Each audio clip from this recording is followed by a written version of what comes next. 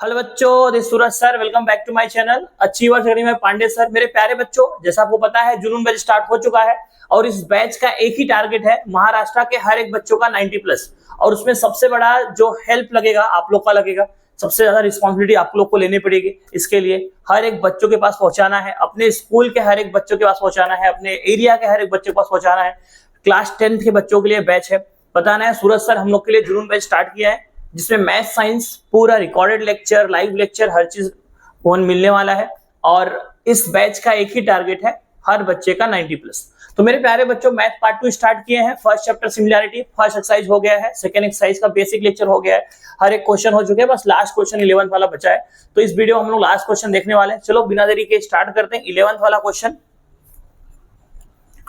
अब बेटा ये बहुत इंपॉर्टेंट है, ऑलरेडी स्टार मार्क किया हुआ है, 3 मार्क्स के लिए बोर्ड में आ सकता है।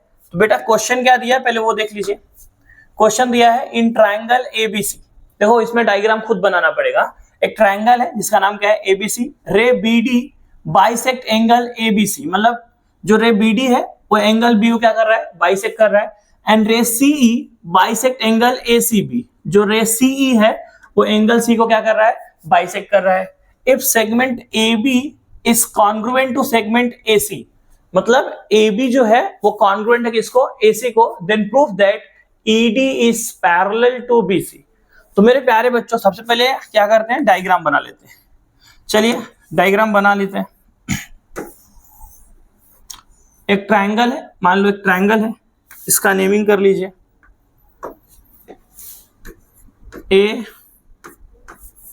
ABC, ठीक है। अब मेरे प्यारे बच्चों, अब यहां क्या बोला गया है, ray BD bisect angle ABC।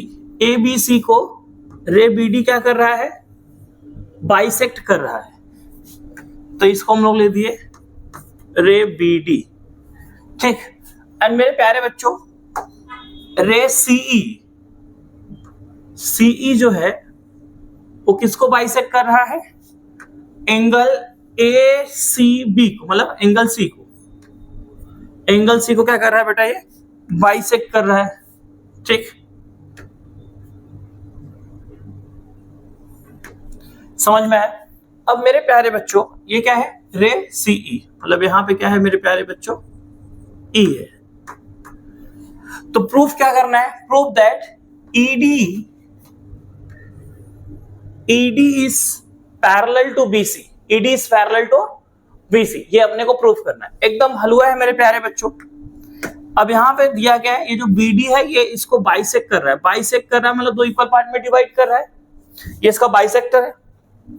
और CE ACB को क्या कर रहा है, बाइसेक्ट कर रहा है, बाइसेक्ट कर रहा है मतलब दो इक्वल पार्ट में डिवाइड कर रहा है। तो मेरे प्यारे बच्चों आप लोग को मैंने बताया हूं और अभी फिर से बता दे रहा हूं, अगर किसी ट्रायंगल में एंगल का बाइसेक्टर दिया है, क्या दिया है, किसी ट्रायंगल में एंगल का बाइसेक्टर दिया है, तो दिमाग में तुरंत क्लिक होना चाहिए कि सर एंगल बाइसेक्टर लगाएंगे, क्या लगाएंगे, एंगल बाइसेक्टर लगाएंगे। अब मेरे प्यारे बच्चों कुछ देर के लिए आप इसको भूल जाइए, ठीक है, ये लाइन को भूल जाइए और आप इस लाइन को भूल जाइए, सोचिए कि ये नहीं है, सोचिए कि ये नहीं है, ठीक। अगर ये ऐसा है तो इसमें एंगल बाइसेक्टर कैसे लगाएंगे, तो आप लोगों को बताया था ना कि एंगल बाइसेक्टर जब आपको अप्लाई करना है तो आपको बस एक गाना याद करके रखना है। एक गाना था ना, रखिया में तुझको हाइड करके छुपा के रखेंगे, तो सामने वाले साइड को छुपा लेंगे, छुपा लिया तो एंगल बाइसेक्टर थ्योरम क्या है, ratio of remaining sides is equals to ratio of opposite side ना। तो कैसे थ्योरम क्या दिया है, bisector of angle of a triangle divides the opposite side in the ratio of length of remaining side, मतलब remaining sides का ratio, जो remaining sides का रेशियो होता है वो अपोजिट साइड्स के रेशियो के इक्वल होता है बाय एंगल बाइसेक्टर थ्योरम। तो यहाँ पे क्या लिख देंगे मेरे प्यारे बच्चों, AB upon AC is equals to AD upon DC। समझ में आया। अब मेरे प्यारे बच्चों अगर आप लोग ये देख रहे हैं तो क्या किया था बेटा यहां पर,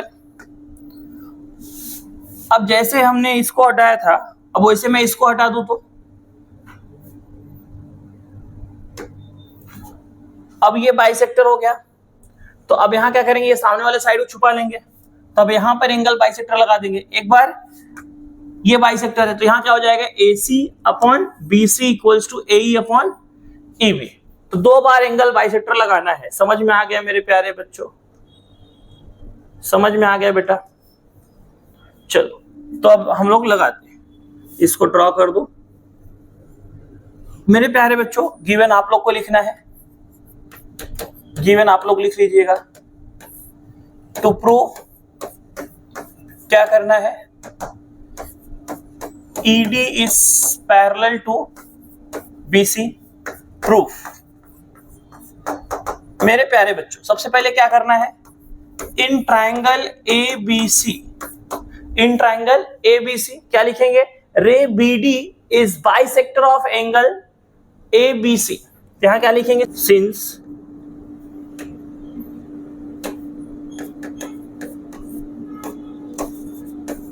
रे BD बाइसेक्ट एंगल ABC। रे BD क्या कर रहा है, बाइसेक्ट कर रहा है, बाइसेक्ट एंगल ABC। तो मेरे प्यारे बच्चों यहां क्या करेंगे, एंगल बाइसेक्टर थ्योरम लगा देंगे। तो अपोजिट साइड क्या है, AC, तो रिमेनिंग साइड का ratio AB upon BC equal होगा AD अपॉन DC के। तो मेरे प्यारे बच्चों क्या लिखेंगे, therefore AB upon BC is equals to AD upon DC। Make it equation number 1। Reason क्या लिखेंगे, by angle bisector theorem, bisector theorem. समझ में आया मेरे प्यारे बच्चों? Same thing we have to write for angle ACB। अब यहां लिखेंगे since ray CE bisect angle ACB ना। देखो जैसे BD ABC को बाइसेक्ट कर रहा है तो एंगल बाइसेक्टर लगा दिए। अब वैसे ACB को CE बाइसेक्ट कर रहा है। अब यहां क्या लिखेंगे, since ray CE bisect angle ACB, so again we have to apply angle bisector theorem. तो क्या हो जाएगा बेटा, ये बाइसेक्ट कर रहा है तो अपोजिट साइड क्या हो गया, AB। तो बेटा यहां क्या हो जाएगा, AC upon AB equals to AE upon EB। तो क्या लिखेंगे मेरे प्यारे बच्चों, therefore AC upon BC is equals to AE upon EB। Make it equation number 2। Reason by angle bisector theorem, bisector theorem. अब मेरे प्यारे बच्चों यहां पर एक बात क्वेश्चन में गिवन है, अगर जिस बच्चे को क्लिक नहीं होगा वो फंस जाएगा। सर ऐसा क्या चीज गिवन है, मेरे प्यारे बच्चों यहां क्या बोला है, अगर आप क्वेश्चन को देख रहे हैं तो AB is congruent to AC, segment AB is congruent to AC, ये given में है। So instead of AC we can write AB। तो यहां लिखेंगे बेटा since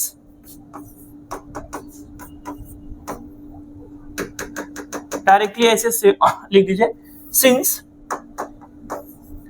segment AB is congruent to segment AC, make it equation number 3।